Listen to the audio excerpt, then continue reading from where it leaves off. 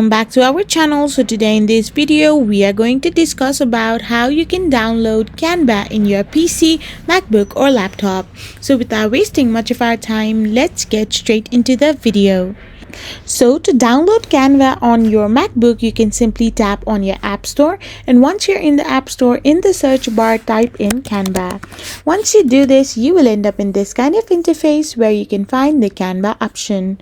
So simply tap on Get, and once you do this, you need to tap on the Install option as well.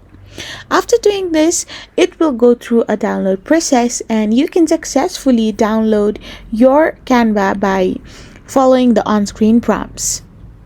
So if you are running a Windows or Microsoft processor, then simply go in your Play Store and download Canva through it.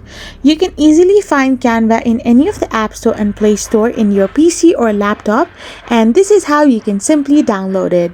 I hope you found this video helpful, so don't forget to hit that subscribe button and do give us a thumbs up. We will be back again with more informative videos. Thank you for watching.